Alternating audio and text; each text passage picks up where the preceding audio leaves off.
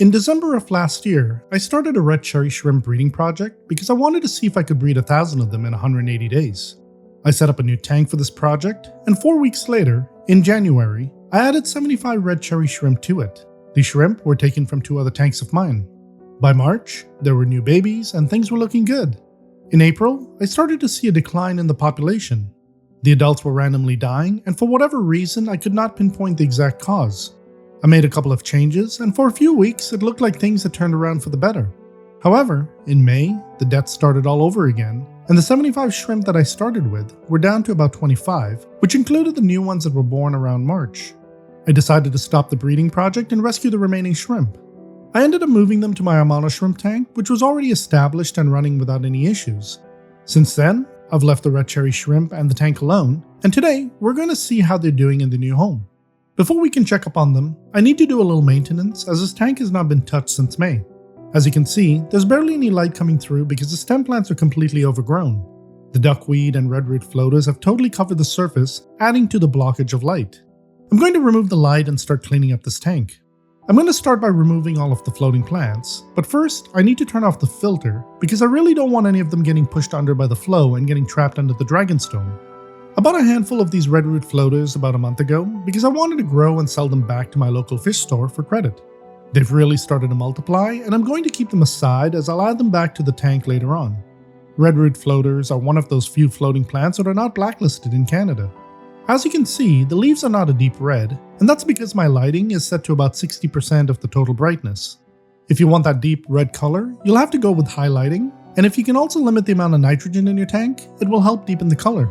Also, keep in mind that these floating plants do not do well in an environment with a lot of surface agitation. A really slow water flow is what they prefer. Wow, there's so much duckweed in here, and it's gotta go. I'm going to attempt to remove all of it because it multiplies way too fast and completely takes over the tank. On one hand, I'm pleased I had it in here as it helped limit the water flow, allowing the red root floaters to multiply. On the other hand, it's a pain to deal with. There are 2 types of duckweed here. You've got the regular duckweed, which are the small plants, and then there's the giant duckweed. Be careful when you're on the lookout for red root floaters, as some places can try and sell you the giant duckweed because the underside of their leaves are red. I certainly made that mistake once, and look what that got me. Even though I'm removing this duckweed, I'm going to keep it aside as well because I'll blanch it later and feed it to all my shrimp. If you're wondering how to do that, check out the video in the top right. The Limnophila Sessiliflora are really overgrown. I can't believe they've extended almost to the front of the tank. They're definitely going to need a trim. I do have to say, this is one of my favorite stem plants. Here's a tip for you. Wash your hands and arms before putting them into your tank as you don't want to accidentally introduce any contaminants into your water because shrimp are extremely sensitive. If you start seeing them all swimming erratically for a long period of time, it's best to do a water change as something could be affecting them. The last thing you want is to have dead shrimp. Alright, so I'm seeing a few red cherry shrimp coming out into the open, most of which seem to be saddled females. That's a good sign as they're ready to mate. There's also some low-grade males as well as 1 baby shrimp, which means there should be some others. I'm going to net out the remaining debris as I need this tank to be duckweed free. Before I start replanting some of the trim stem plants, I'm going to add some root tabs to help provide them with some additional nutrients. There are also bags of aqua soil under the substrate. The goal with replanting these stem plants is to make it as dense as possible in the back, as this will help provide shelter for all the shrimp, especially the babies. There are close to 20 tetras in this tank, and I want to give the babies the best chance of surviving those first few weeks. When these shrimp are born, they basically stay in the same place for about 2 weeks, and so if they're born within the dense foliage of the plants, the chances of them being spotted will be very low. With the plants in place, I'm going to remove 5 gallons of water, which is 25% of this 20-gallon tank. Let me remove the catappa leaves first.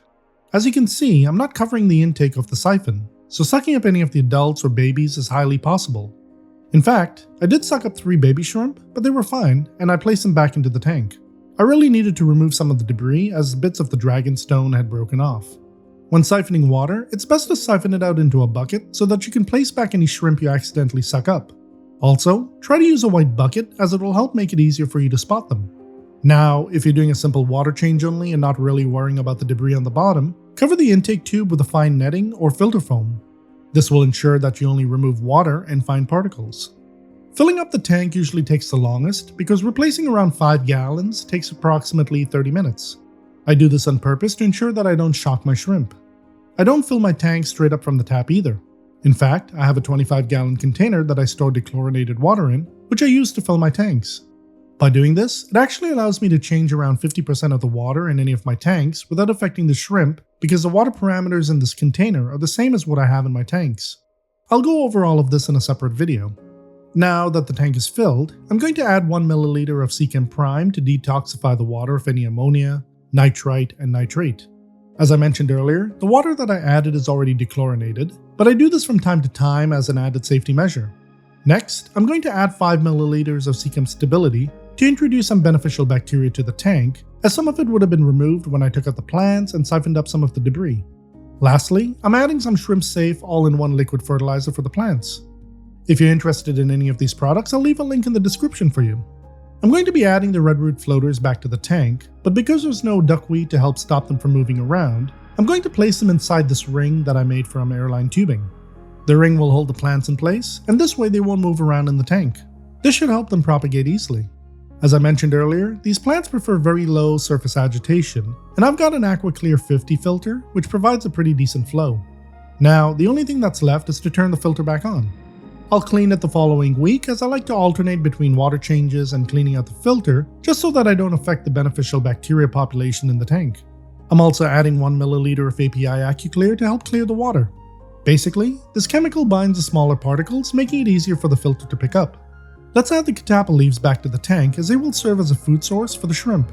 Let me know in the comments what botanicals you use in your tanks. I think it's time to bait the shrimp out and see how the overall population is doing. I'm adding 2 GlasGarten Shrimp Lollies, as I know my shrimp go crazy for them. Check this out. It's only been a minute since I added the lollies to the tank, and the shrimp are all over them. That's quite a decent number of red cherry shrimp. They're actually doing really well in this tank. There are even buried ones in here, which means there's going to be more shrimp pretty soon. There are so many babies on the leaves of the stem plants as well. Now that's incredible to see, and I couldn't be happier.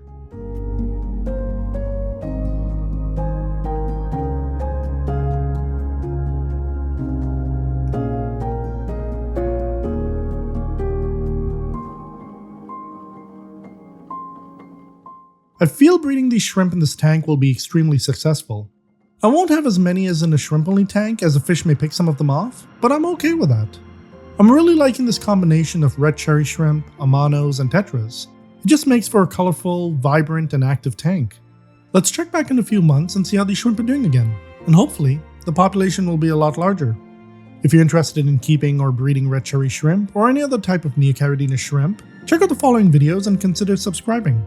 I'm Andy, thank you so much for watching, and I hope I made shrimp keeping a little easier for you.